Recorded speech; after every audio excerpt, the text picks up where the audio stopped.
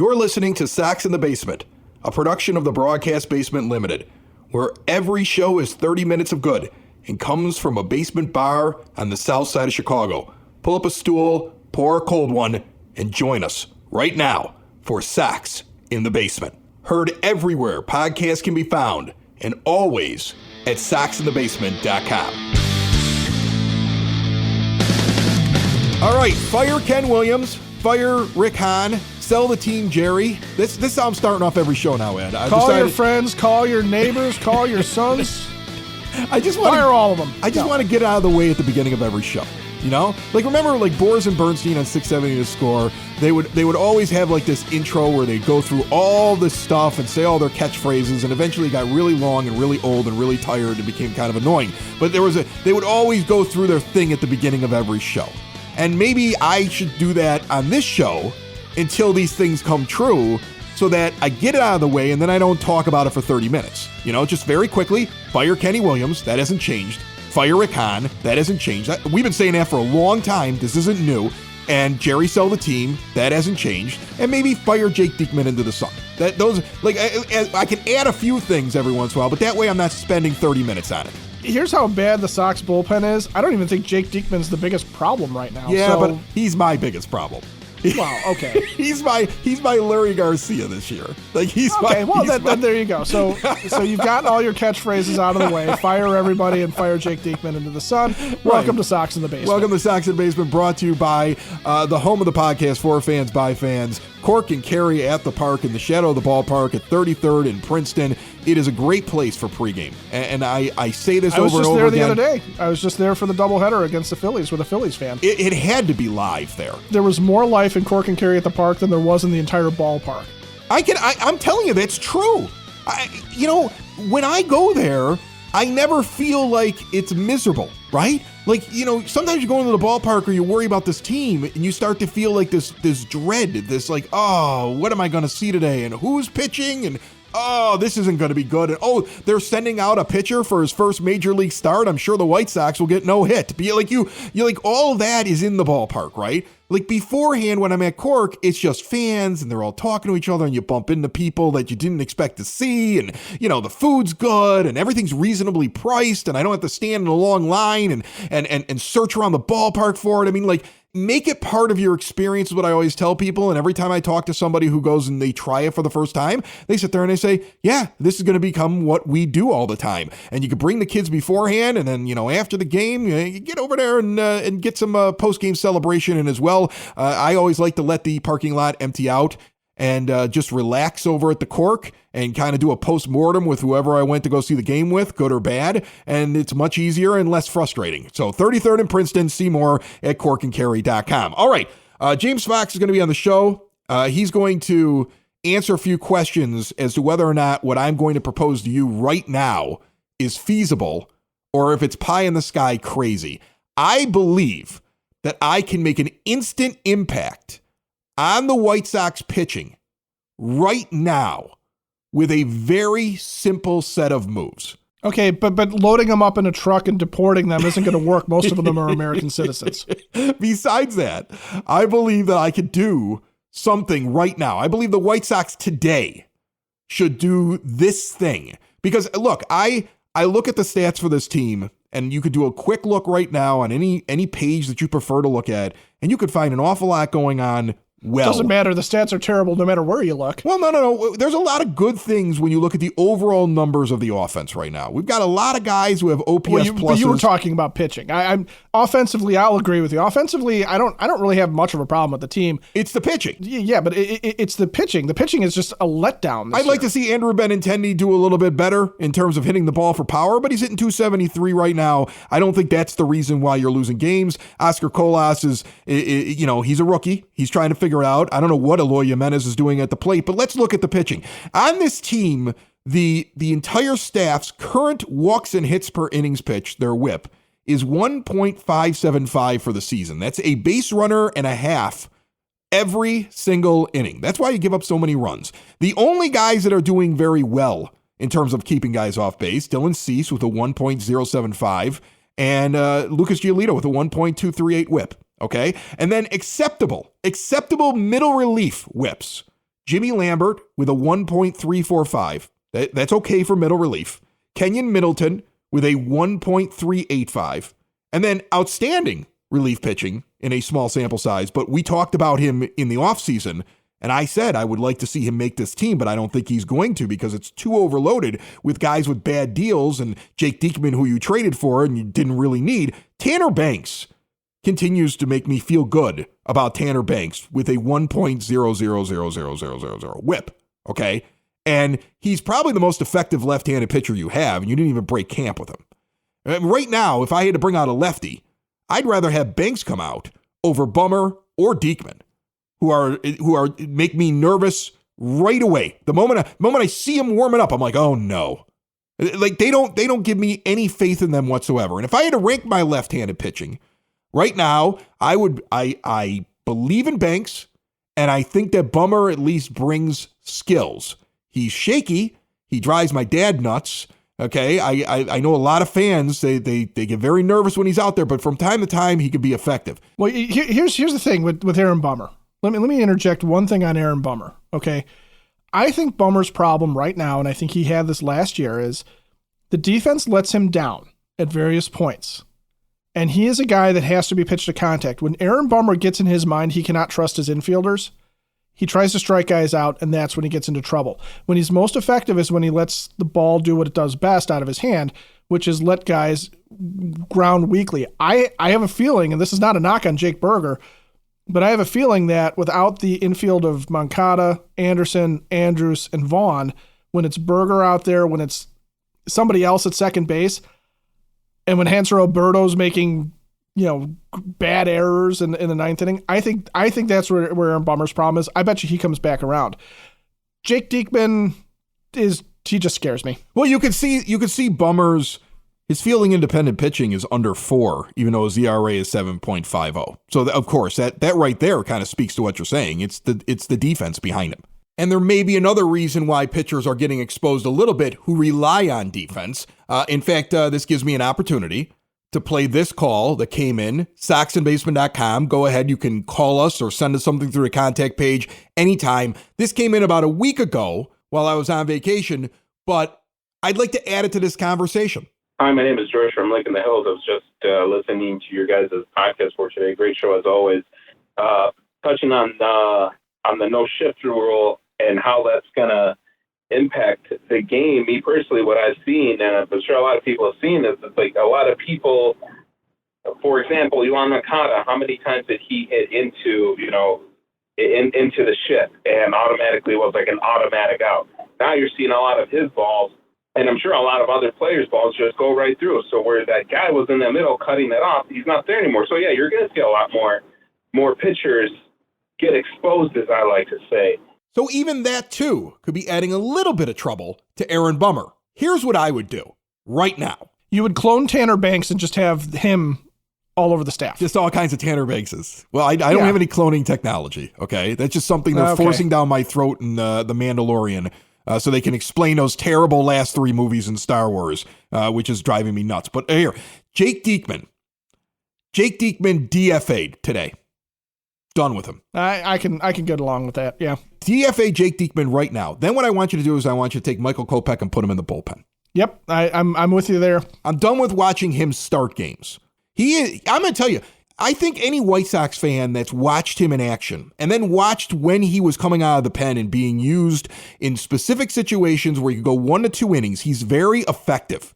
But he is not the kind of guy that is going to be able to go out there consistently and pitch deep into a game, go through a lineup multiple times, and consistently be a good pitcher. I'm sorry. I know what I'm saying at this point, the problem is makes Rick Hahn look bad.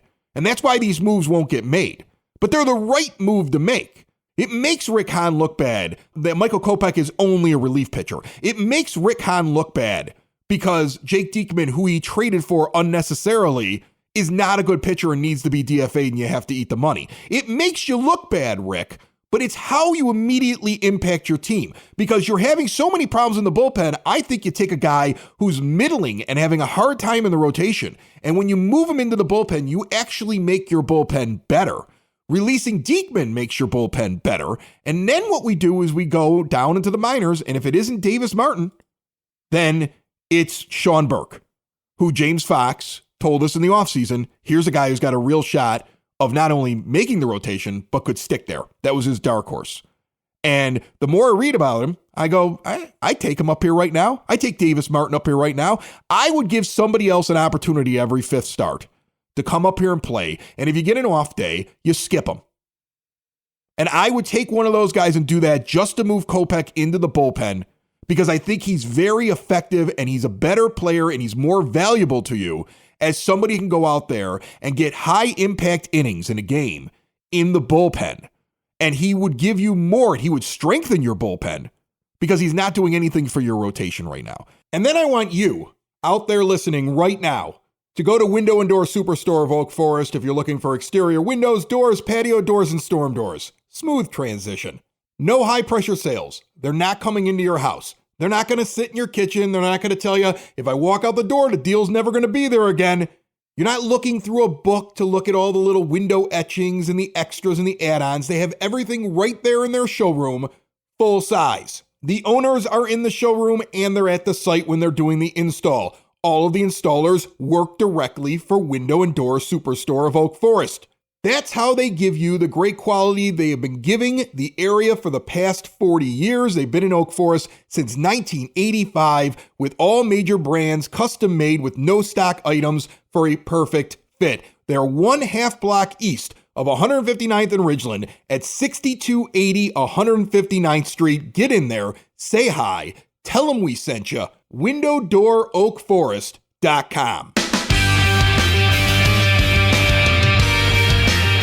One of the things that people keep yelling about, I noticed this on social media, is the idea of like, oh, Mike Clevenger had a bad start, he's terrible. Mike Clevenger, if you look at all these stats, is the second or third best pitcher right now in the rotation. You just don't like Mike Clevenger because of what he was accused of. I understand that. But he's got the third best whip, he's got the third best fielding independent pitching in the rotation, and he's got the second best earned run average. All right? He's almost a win above replacement. He's been one of the most valuable players on the team when you look at him through the eyes of B-War to this point.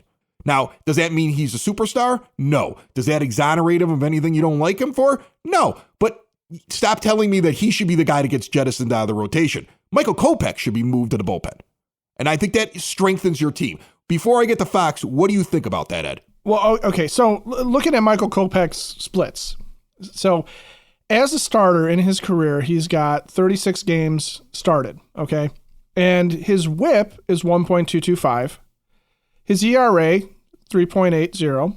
So you look at that and you go, okay, those aren't terrible numbers. As a reliever, his ERA is 3.90. His whip is 1.229. So you're sitting there. So you're saying he looks better in the bullpen, right? He's better. He's more impactful in the bullpen. And those two numbers alone, you sit there and go, well, yeah, but he looks like the same guy. Here's the difference, okay? His strikeouts per 9 as a reliever is 13. That is a high level for a pitcher. 13 strikeouts per 9 innings, okay? As a starter, it's 8.7. That is a massive gap. That's almost 5 strikeouts per inning. Because he can just go for it. He can just go out there and go for it. For the 3 batters or the 6 batters he's going to face, he can just go out there and go for it. Right. And his strikeouts per walk, the ratio is 3.81 as a reliever. It's 2.18. So it's a lot closer strikeouts and walks. Now, the other thing is, here's what Michael Kopech's Achilles heel is. He's a fastball slider pitcher, okay? He does not have an effective third pitch at this point in his career. He still has not developed one. His changeup is used extremely sparingly and to okay results. His curveball, which he used a lot last year, had some effective results, but I think it's more effective in a bullpen role than it is trying to get him through the third time in the lineup, right? And as you turn over the lineup against a starter. He just is a little bit too predictable. He can get you through the lineup once over a couple of innings as a reliever and absolutely save the rest of the bullpen. He can get you through high leverage situations because he is a strikeout guy. And when he can come in and let it fly, he's going to be that much better. But yeah, you're not wrong in saying that he looks that way. And it is one of those things too, where now, again, in this rebuild, which is a massive failure, by the way, I'm tired of even calling it a retool. because I'm literally talking to my brother-in-law who's a huge Phillies fan while we're at the game the other day, okay? And he is talking about all the high-level pitching prospects that the Phillies have drafted that they're waiting on. Because it started when we were talking about how Gavin Floyd was an untouchable until he got traded to the White Sox for Freddie Garcia.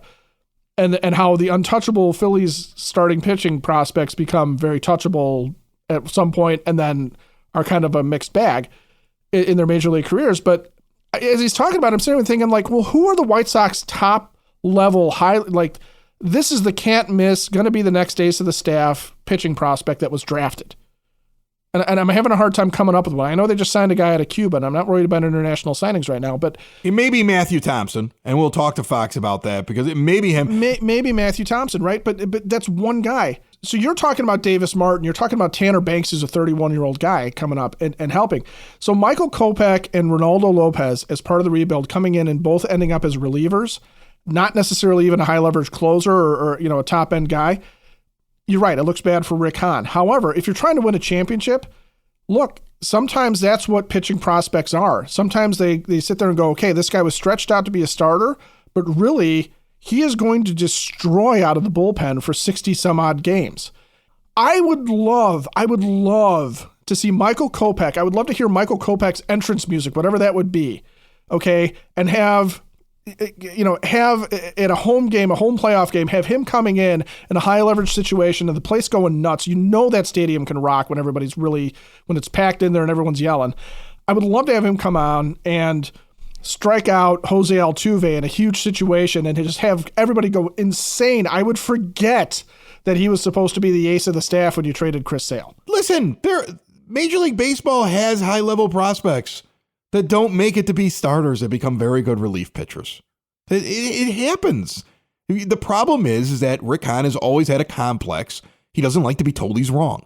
For a guy that says that he only listens to the fans that love the Sox and think that and are very positive, I guarantee you Rick Hahn listens to this show. I know Rick Hahn listens to this show. I've seen Rick Hahn in comments like when he's talking to the press, say something that specifically references back to some criticism that we gave earlier in the morning on the show. I know he listens to the other White Sox podcasts. I know he's very aware of all of them. He may sit there and say, oh, who are they? I've never heard of them. He knows exactly who they are. I've been told by people inside the organization he listens to it. So trust me, he anger listens to all of this stuff. For a guy who says he doesn't pay attention to White Sox Twitter, he sure knows what it's saying.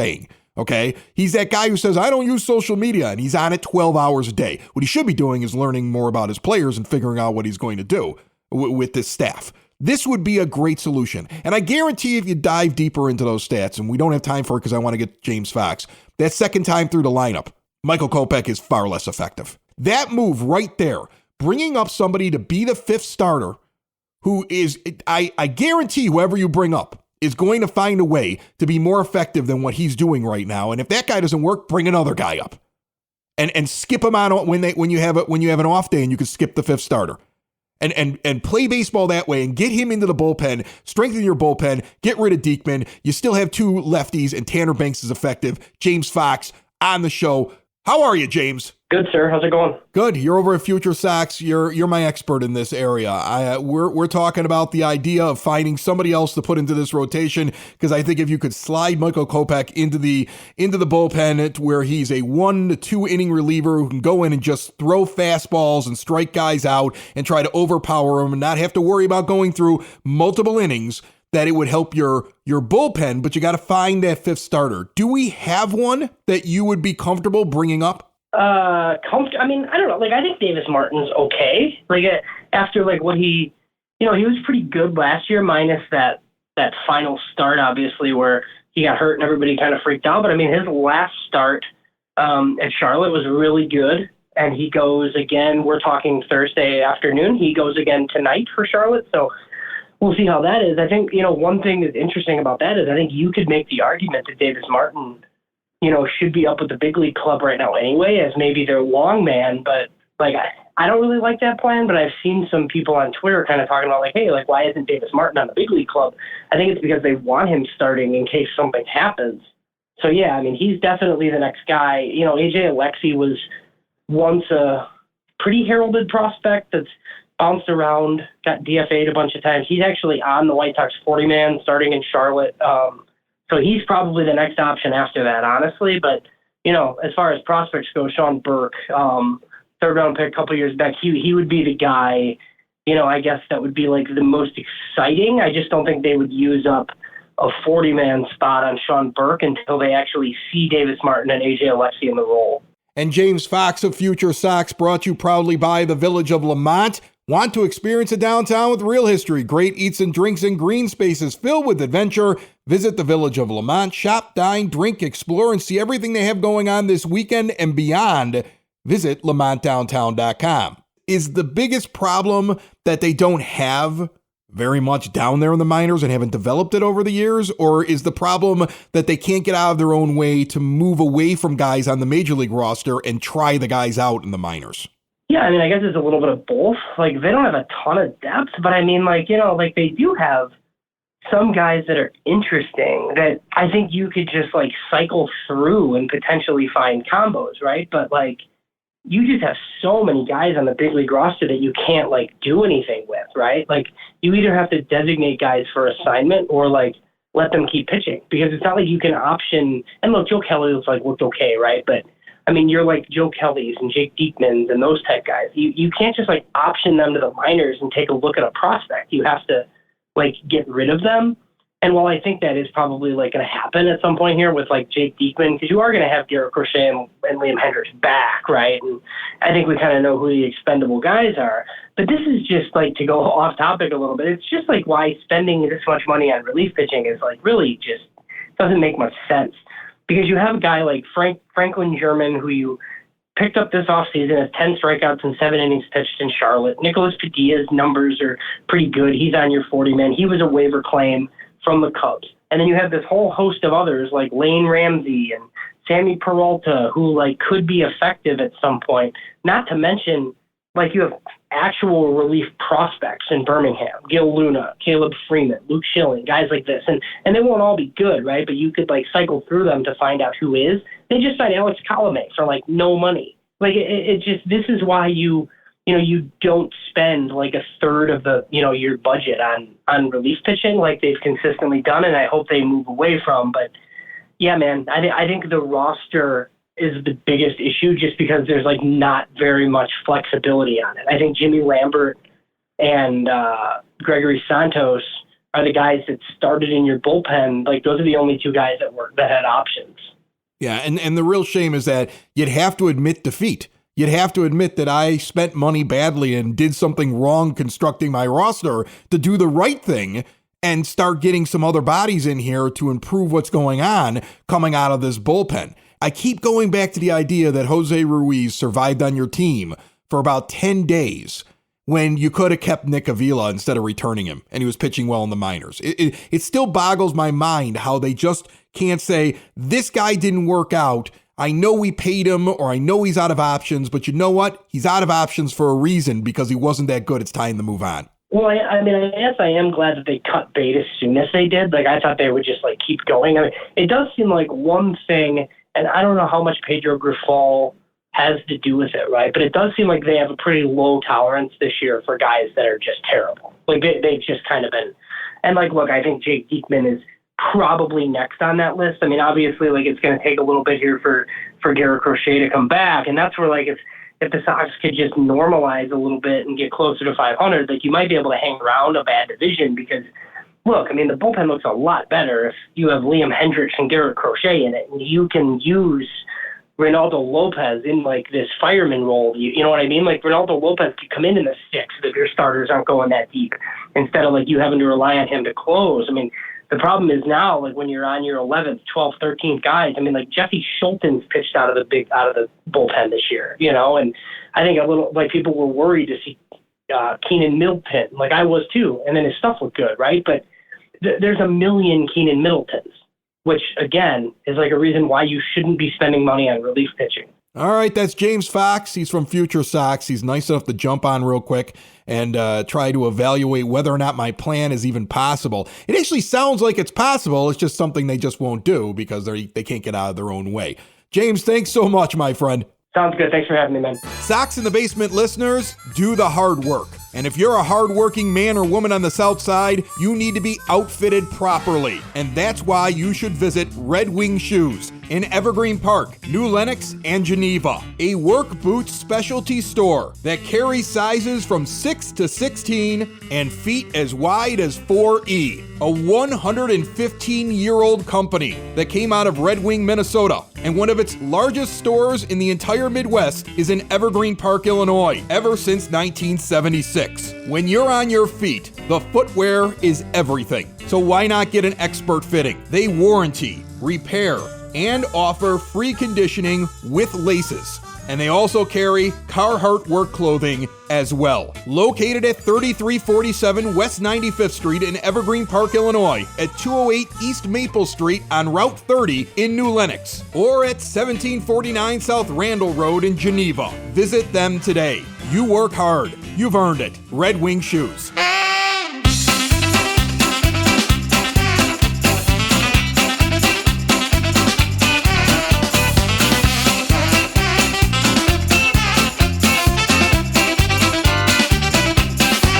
That music means the Sox Nerd is joining us. Dave Marran sits up there running all the tidbits and the trivia and all the cool stuff that you see at White Sox home games. He also writes an amazing blog that you can find at soxinthebasement.com, and he joins us once per week to give us some in-depth statistics and maybe things you may never have even thought of. Sox Nerd on the line. How are you? Good, Chris. How are you? I'm good, man. I'm not good with the team. I'm not good with a lot of things that are going on. I'm very nervous. This is going to be a rough season. What does it feel like for you sitting there in the stadium right now early on with this bad start? First of all, I'm happy to have baseball back, number one. I'm happy to be working. And I just take it one pitch, one stat, one letter at a time and hope it all comes out for the best. But, yeah, I mean, we're all frustrated by it, and hopefully it gets turned around soon. What do you got for me this week? Chris, you know my jam. If I don't like what's transpiring on the field, I ignore it and turn my attention elsewhere. Today, that elsewhere is Canada. With the White Sox heading to Toronto soon, I thought I'd delve into the team's history and connections to the Great White North. There was a time when the Blue Jays absolutely dominated the White Sox. Through 2011, the Sox were 163 and 187 against their neighbors to the north. Included in that dark age was a loss in the Blue Jays' first game, the inaugural American League contest on foreign soil, and the last game at Exhibition Stadium where Bobby Thigpen surrendered a walk-off home run to Robbie Alomar. Not included in that bad run against the Jays was the six-game loss in the 1993 American League Championship Series, which was there for the taking for the White Sox. Oh, if the Sox had only started Wilson Alvarez in Game 1 and gotten, more than one RBI from their DH, but I digress. Since 2012, things have gotten a little bit better. The Sox are 39-30 against Toronto in that time, winning 7 of the last 10 season series with one split. Do you want more reason for optimism? Vaughn is coming off an absolutely historic campaign against Toronto. He hit a searing .500 against the Jays last season, which was the highest ever by a Sox player and 7th all-time by a player with 26 bats against the Jays. He also hit 2 homers against Toronto last season, which led the team. Luis Robert Jr. was also good against the Jays, hitting .400 with 1 homer and 9 RBI. Those 9 RBI were the most by a Sox player against the Jays since, here are 2 names for you, Chris, Alex Rios and Adam Dunn each had 10 in 2012. Oh, I hate those names. With the Sox heading to a dome, I always like to revisit one of the most underrated stats in team history, James Baldwin's indoor record. The big right-hander was 12-1 with a 2.30 ERA in domes for the White Sox between 1995 and 2000. His .923 winning percentage under glass is the highest in Sox history among pitchers with more than 5 decisions, and his 12 dome wins are second in team annals to Mark Buehrle's 16. Buehrle, by the way, was a rather pedestrian 16 and 15 in domes for the Sox. So, Chris, that's my long-winded way of saying I wish James Baldwin were starting 3 games in Toronto next week. My zinger? The White Sox have never had a Canadian homer in Canada. However, the Sox have had 2 Canadians earn wins in Canada, Kirk McCaskill and Jesse Crane. And now I will conclude this with a stirring rendition of the Canadian national anthem. I'm kidding.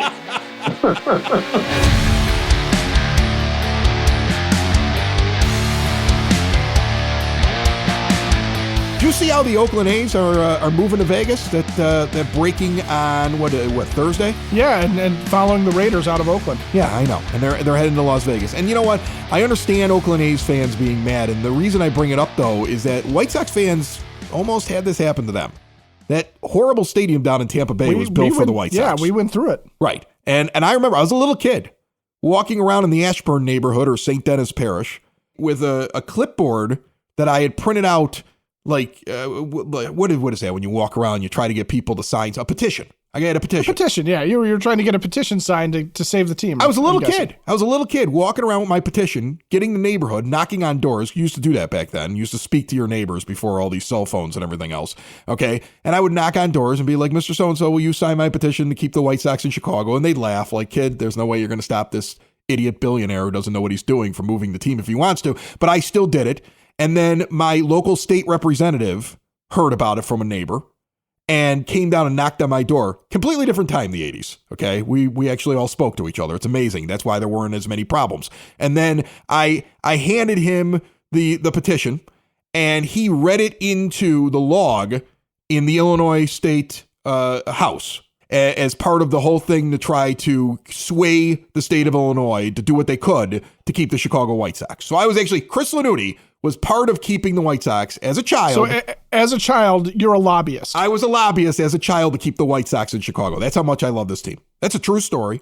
Okay. And you could probably go back into the records when it was all read and find the petition by this little, I don't know how old I was. Okay. Probably only single digits at that time, walking around trying to save the White Sox. That's how much I love this team. Meanwhile, living on the north side when I was, as a kid, when they were talking about doing this, just all the Cubs fans in the neighborhood were like, well, good, you can go with them. Yeah. So, yeah. Well, they're a bunch of jerks. So here's the thing. I'm thinking about this, what happened to the A's, and it struck me that they're saying in 2027 is when they hope to open up in Las Vegas, which means if you're an Oakland A's fan, you will now endure the 2023 season, the 24 season, the 25 season, and the 26 season. Nearly 4 full seasons of A's baseball, knowing they're leaving you and they're walking out the door on you. And I asked the question, if you were to wake up tomorrow and find out that evil Jerry Reinsdorf has decided he's moving his team and was walking out the door, but it was going to be several years before he actually left, would you remain a White Sox fan knowing they were going to leave in a couple of years, or would you pull away from the team, stop spending money, and try to find another team to root for? See, that's the hard part, right? Is I've got so many decades invested in this team right now, and it's part of what people identify me as, right? Oh, you're a White Sox fan. You do a White Sox podcast. When people don't know what to get me for Christmas and my birthday, they just throw me some White Sox swag, right? So it becomes part of the fabric of who you are as a fan. So it's really hard to give that up. I mean, it's almost like saying, I'm just waking up one day and saying, I'm just going to divorce my wife and leave my kids. I know there's some people who can do that, but it's not something that is an easy decision. And honestly, when people do that, we look at them and we're like, what the heck happened? Like, what psychosis did they wake up with? Are we sure there's not a medical issue? So I don't know. I don't know that I could just leave them and go to another team. I'm also too big of a baseball fan to sit there and say, I'll never watch baseball again. I would probably just root for them on the sidelines. Honestly. Like I look over at this whole thing and I go, gosh, I'm so glad I'm not an A's fan right now. But it almost happened to us in the 80s. And yet I'm still here, Ed. That's what's crazy about it. I'm still here doing a White Sox podcast after they almost did this to me in the 80s. I should have walked away then. Well, here's the one bit of good news. There would be an opening in Chicago for Bob Nutting to move the Pirates or the Rays to move up here because they don't draw. No! I take the Rays. The Rays win baseball games. Really? I'd be praying for the Rays. Bring me the Rays. That would be the best one. Hold on a second. Maybe Jerry can move the team to Vegas and we can get the Rays up here. I think we just won that one. Sox in the basement. Sox in the basement. Sox in the basement. Sox in the Basement. Heard everywhere podcasts can be found and always on soxinthebasement.com.